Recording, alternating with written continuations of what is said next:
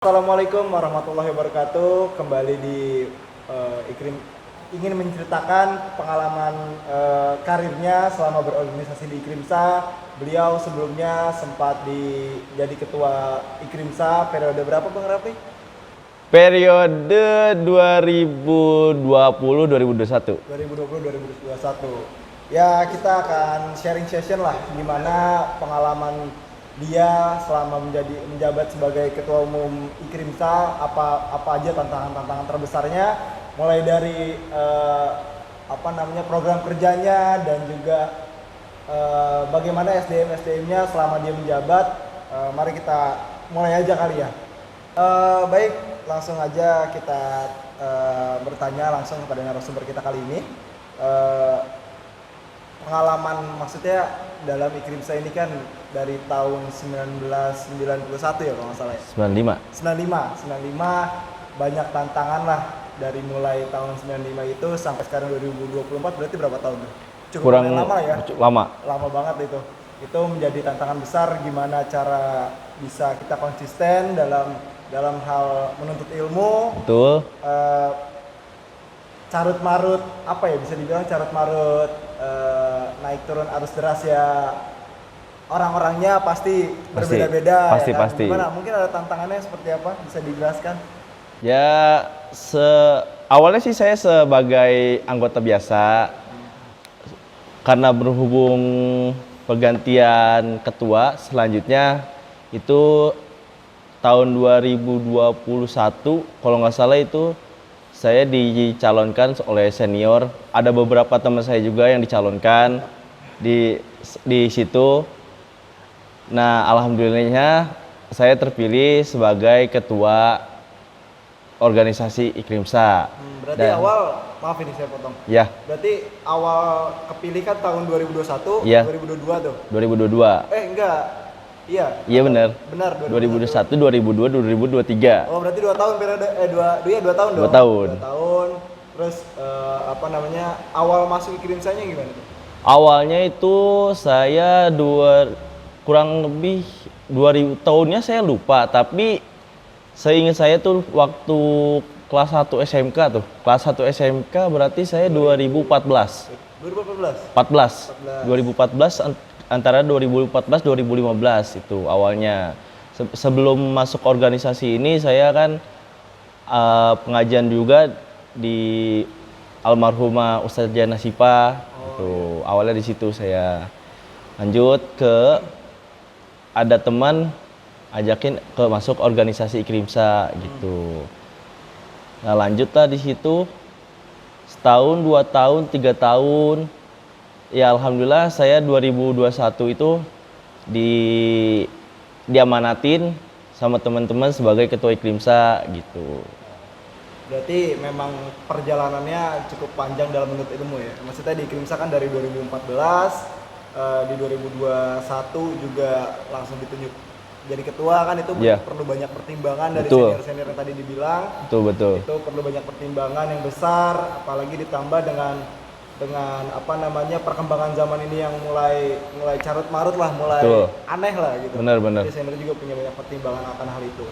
Terus tentang orang-orang ini, isi di dalamnya biasanya kan nggak luput organisasi itu tidak luput dari SDM-nya. Betul. Maksudnya dalam organisasi pasti perlu membutuhkan orang-orang yang dinilai rasa cukup dan dinilai berasa perlu istiqomah gitu lah. Iya. Gimana tuh perjalanan anak-anaknya sendiri? Ya organisasi sendiri sih ya namanya yang tadi bilang tadi tuh SDM kita juga nggak stabil. Gimana ya?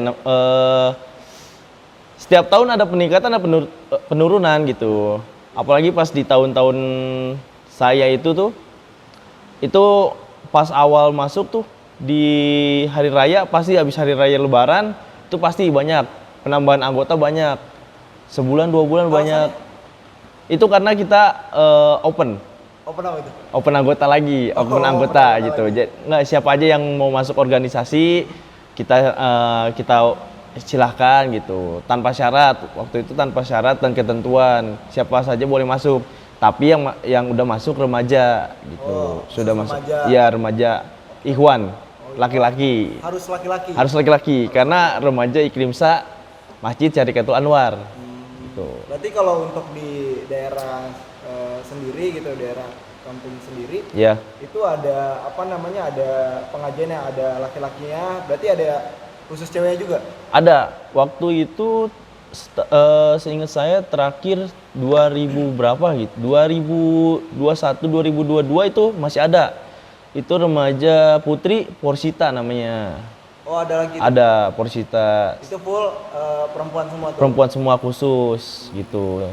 Tapi untuk tantangannya sendiri ya, ini disclaimer sedikit, kawan-kawan semua, sahabat-sahabat semua, saya juga ikut organisasi, beberapa organisasi. Tantangan terbesar adalah gimana caranya kita bisa menambah orang masuk ke dalam organisasinya, apalagi ini organisasi yang dinilai menuntut ilmu kan. Betul. Untuk perkembangan zaman sekarang, menuntut ilmu kan benar-benar, untuk ngajak orang menuntut ilmu kan benar-benar susah, apalagi di zaman Islam gitu. Itu gimana tantangannya waktu zaman Bang Rafli sendiri? Di zaman itu sih, waktu itu metode saya atau apa ya istilahnya, program saya tuh dulu door to door, mengajak ke teman-teman. Jadi setiap ada yang mau ikut baru gabung, pasti kita samper ke rumahnya. Oh, langsung ke rumahnya gitu? Iya, door to door. Kita misalkan dari satu orang dulu yang deket, rumahnya yang sekitar masjid dulu, atau yang jauh dulu. Biasanya kita yang dari jauh dulu, dari seberang. Ada waktu itu dari seberang sinilah gitu. Dari seberang kita samper sampai dia, dari sebelum mandinya sampai pakai sarungnya. Nah itu dia udah beres, kita samper ke teman yang lain. Dia udah beres. Nah udah kumpul semua baru kita ke masjid gitu. Oh, berarti apa namanya, cara tersebut mungkin dinilai efektif ya. Tapi pada saat itu efektif ya? Alhamdulillah efektif waktu itu. Alhamdulillah ya kan. Untuk anak-anak sekarang itu kan jadi hal yang sulit juga untuk apa ya, diajak untuk gabung ke berbarengan satu gerbong lah, gitu, satu barisan di jalan Islam gitu. Nah berarti untuk selama berapa bulan kah atau minggu kah itu pengajian tuh biasanya rutinnya berapa minggu sekali atau berapa bulan sekali atau berapa hari sekali? Pengajian tersendiri sih kita biasanya di 1 minggu sekali. 1 minggu sekali, berarti ya. Door to door itu 1 minggu sekali? Iya betul.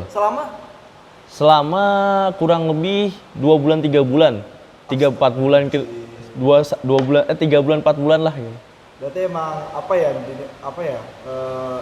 terlalu konsisten ya, mungkin bisa dibilang ya, memang rasa konsisten itu perlu ya. Perlu, untuk betul. bisa door to door kayak gitu. Tapi ada lagi nggak cara-caranya, misal gimana ya, dengan demografi masyarakat di sini, anak-anak remaja di sini, gimana caranya waktu itu pernah kepikiran nggak gimana caranya ngajak anak-anak remaja di sini buat ikut ke kita bukan dengan cara door to door gitu kan, karena mungkin kalau door to door itu malu sama orang tuanya, malu sama tetangga-tetangganya. Yeah. Gitu. Ada cara lain nggak? Waktu itu sih kita sempet pernah pakai pengeras suara masjid, pakai pengeras suara masjid. Jadi setiap mau habis ba'da isya pasti dari salah satu anggota atau dari senior kita pasti ngumumin gitu, pakai pengeras suara masjid gitu. Pokoknya setiap malam Selasa ba'da isya atau sekitar jam 8, pokoknya ba'da isya lah, pasti kita ngumumin bagi anak remaja masjid, khususnya laki-laki yang mau ikut ngaji di malam Selasa, ditunggu kehadirannya di masjid gitu. Mengikuti perkembangan zaman, anak-anak sekarang kan agak lumayan sulit ya untuk diajak dalam kebaikan ya. Betul. Dalam periode Bang Rafli menjabat sebagai Ketua Ikrimsa, gimana sih caranya untuk mengajak anak-anak di sekitar rumah dulu lah, di lingkungan rumah, untuk bisa gabung ke dalam organisasi Ikrimsa ini? Itu ada tips and triknya nggak? Tips and triknya? Waktu itu kita awalnya ada beberapa cara. Itu pertama kita menggunakan surat resmi dari Ikrimsa dan DKM Masjid, surat ke orang tua itu, untuk mengajak anak-anaknya untuk mengaji di Ikrimsa gitu. Terus kedua itu kita ada door to door ke rumah-rumah. Yang ketiga itu ada lewat pengeras suara masjid. Oh, gitu. Iya. Berarti sampai setiap minggu itu pasti ada pengumuman gitu di masjid? Pasti ada. Oh, Waktu itu. Ya mungkin karena zaman sekarang ya balik lagi sahabat-sahabat kalian mulai tahu lah gimana anak-anak sekarang ya mulai rata-rata mulai kelewat batas gitu. Betul. Sampai dia tidak tahu agamanya sendiri, bahkan rukun iman juga. Kadang ada anak-anak remaja yang nggak tahu rukun iman ada berapa, rukun Islam ada berapa gitu loh. Nah, apa namanya, sebagai tantangan perkembangan zaman ya dibalik kita ngobrol tadi, sebenarnya memang anak-anak zaman sekarang itu agak sulit untuk kita ajak dalam menuntut ilmu agama Islam. Tapi di sisi lain mungkin ada faktor-faktor tersendiri lah yang menyebabkan anak itu susah untuk diajak sama kita tuh apa sih? Mungkin diri sendiri ya, paling utama tuh diri sendiri. Betul. Yang paling susah itu dari diri sendiri. Kadang ada yang udah pernah masuk bareng sama temennya. Nah itu yang temennya yang satu masih ikut ngaji, yang satu udah enggak gitu. Nah yang satu udah enggak, kadang-kadang yang masih ngaji nih ke bawah jadinya sampai yang udah enggak ngaji gitu. Berarti pertama faktor diri sendiri, kedua faktor dari lingkungan ya? Lingkungan, betul, pertemanan. Sebenarnya kalau menurut saya ya, kalau ngaji itu tergantung dari kita, istiqomahnya gimana. Itu yang paling susah tuh istiqomahnya. Benar sih, benar. Paling susah itu menurut saya, istiqomah tuh wah luar biasa sih. Tapi emang ya organisasi itu tempat wadah ya sebenarnya, entah menuntut ilmu atau segala macamnya lah. Tapi gimana caranya, mungkin Bang Raffi punya tips gimana caranya yang teman-teman di sahabat-sahabat sekalian yang lagi nonton mungkin di rumahnya punya pengajian untuk mengajak itu sudah, tapi orang itu merasa kita udah ajak, dia merasa ruang organisasi ini terlalu menutup dirinya, kayak nggak masuk lah untuk sekarang tuh. Gue nggak masuk circlean dia, maksudnya aduh dia tuh bukan bercandanya bukan gue banget gitu. Gimana sih cara membuat organisasi ini biar masuk gitu dalam segala orang lah gitu. Gimana caranya Bang Raffi? Kalau saya pribadi sih mungkin ngelihat dari orangnya itu dulu, gimana dia cara bergaulnya dia, cara bercandanya dia, mungkin nanti bisa diaplikasikan ke organisasi kita gitu. Itu jalan satu-satunya mungkin biar dia tertarik gitu untuk masuknya betah ke dalam organisasi kita ini gitu. Karena organisasi itu perlu sahabat-sahabat ketahui bahwa organisasi itu adalah tempat untuk berkembang, mengasah soft skill ataupun menuntut ilmu. Itu kita harus punya rasa tanggung jawab atas diri kita sendiri terhadap organisasi, atas diri kita sendiri lah. Seperti itu. Terus tips kepemimpinan menurut Bang Raffi itu apa yang perlu dalam sosok menjadi seorang ketua organisasi itu? Ada tips atau mungkin? Tipsnya mungkin apa ya? Karena saya juga masih banyak kurangnya ya. Mungkin tipsnya untuk jadi ketua di organisasi sabar. Sabar perlu ya Bang. Sabar itu. Sabar itu perlu. Sabar itu nomor satu. Kedua harus istiqomah. Pasti itu. Karena pemimpin adalah contoh. Betul, contoh. Untuk anggota-anggota yang lainnya. Kalau misalkan dari ketuanya aja udah nggak bener, gimana anggota yang lain? Malas-malasan. Betul. Terus yang ketiga mungkin dari komunikasi ke anggota yang lain atau pengurus-pengurus yang lain.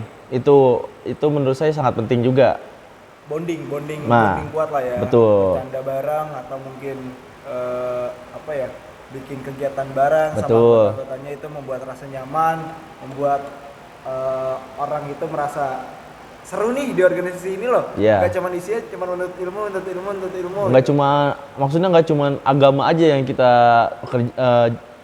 kegiatan di organisasi itu nggak cuma agama, mungkin nanti ada ekstrakurikulernya juga. Berarti waktu masa kepemimpinan Bang Raffi sendiri itu kegiatannya apa aja Bang? Waktu itu sempat ada kegiatan kita, ada bulu tangkis, ya olahraganya, futsal juga ada kita. Terus kan jalan-jalan ada jalan-jalan. Ada, itu waktu itu sih sempat ada kita beberapa kali rihlah tadabbur alam. Ya, kita sempat berapa kali waktu itu ya. Sempatlah kita ke daerah puncak. ke daerah ke Cijeruk itu kita sempat beberapa kali itu. Jadi perlu sahabat-sahabat ketahui dalam organisasi Ikrimsa ini menganut 3 hal. Hablum minallah, hablum minanas, hablum minal alam. Itu dia. Kena semua kan? Betul. Kena semua kan? Hubungan dengan Allah sebagai ya tadi dibilang ngaji, gitu, ibadah segala macam, nuntut ilmu. Hubungan dengan manusia tadi kita bercanda bareng atau saling tolong menolong ya kan. Hablum minal alam ya tadi dengan tadabbur alam, kita juga bisa mencintai alam gitu. Kita tahu alam ini tercipta dari mana segala macamnya. Betul. Tapi itu menjadi sesuatu masih ada PR lah ya. Pasti. Setiap kepemimpinan pasti ada. Pasti. Pekerjaan rumahnya lah. Jadi jadi PR tersendiri lah bagi kita. Untuk tantangan terbesarnya apa? Jadi seorang pemimpin waktu pada periode itu. Karena kan itu kan masa transisi corona juga ya. Iya. Anak-anak juga mau maksudnya orang tua juga mau ngizinin ya nggak tahu ya, ini mungkin pengalaman sendiri ya. Organisasi orang tua juga mau ngizinin anaknya keluar juga ragu-ragu karena masih covid lah segala macam. Betul. Itu gimana tuh? Ya itu gimana ya, waktu kita mau mencoba pas habis selesai corona kan tuh kita ada namanya apa tuh? Lockdown itu kan semua nggak boleh ada kegiatan kan. Termasuk kayak sholat Jumat, taraweh juga kan, sempet juga nggak boleh tuh. Tapi kita pernah kita bandel. Bandelnya? Melanggar kita peraturan pemerintah. Oh iya, jadi pada saat itu di saat pemerintah udah bilang, wah kita ada lockdown gitu, terus tapi melakukan kegiatan juga. Pernah, tapi itu mungkin udah akhir, maksudnya corona tuh udah mau habis lah masa dia. Ya, masa transisi lah ya. Ya. Antara corona sama nggak betul. Corona gitu. Itu kita mungkin jangan ditiru ya sebenarnya ya. Jangan ditiru. Cuman karena kita gatel banget itu, biasa kita ada kegiatan di di bulan puasa, karena itu corona jadi kosong, kita sempat melakukan taraweh. Sebenarnya di sini di masjid ini nggak ada taraweh. Terus? Cuman kita adain taraweh tuh. Tapi berapa orang itu kira-kira? Ya, kurang lebih ada 10 sampai 15 orang kayaknya. Isinya ada masyarakat juga kah atau mungkin cuma hanya anggota-anggota Ikrim saja? Ada dari masyarakat kayaknya ada di 2 sampai 3 orang. Sisanya anak Ikrimsa semua. Gitu. Cuman dari situ juga kan namanya kita melanggar ya. Ya itu ada resiko yang kita ambil juga. Iya sih. Gitu. Iya sih. Benar. Tapi memang pada saat itu kan kita bisa bilang masa transisi itu hal yang menyulitkan ya. Betul. Ya, kita ibadah pun terbatas. Betul. Gitu. Apalagi soal ngaji gitu. Betul. Ya nggak bisa kita pungkiri, anak-anak pun susah untuk keluar gitu kan. Betul. Tapi pada saat itu alhamdulillahnya banyak. Alhamdulillahnya dari situ hikmahnya ada. Apa tuh? Itu dari situ mungkin dari pengurus RT RW dan desa juga tuh. Mungkin seminggu atau 2 minggu dari kita ngelaksanain itu, kan itu ada kayak kegaduhan sedikit lah. Karena remaja masjid kita itu. Dari situ alhamdulillah sholat Jumat, taraweh, sholat yang lain itu dibolehin. Oh iya. Bener, alhamdulillah tuh dari situ. Tapi ada syaratnya, berjarak. Oh, harus berjarak. Harus berjarak. Tapi alhamdulillah. Iya, social distancing. Tapi alhamdulillah seenggaknya kita udah bisa sholat berjamaah lagi, gitu. Walaupun berjarak gitu. Benar sih. Berarti Ikrimsa ini waktu pada saat itu menjadi penggerak lah awal mula untuk bisa sholat berjamaah itu dari Ikrimsa mungkin ya. Kurang lebih lah kayak gitu. Pengurus wilayah sampai pengurus wilayah tahu Ikrimsa ini mengadakan taraweh bareng. Sampai akhirnya pemerintah setempat lah ya, bisa dibilang ya. Itu coba untuk membuka jalan, ya udah silakan kalau mau ibadah asal jaga jarak aja gitu. Iya, betul. Benar sih, benar. Tapi nggak di situ aja, Pak. Gimana tuh? Itu maksud kita sebelum taraweh itu kan emang nggak diadain apa maksudnya?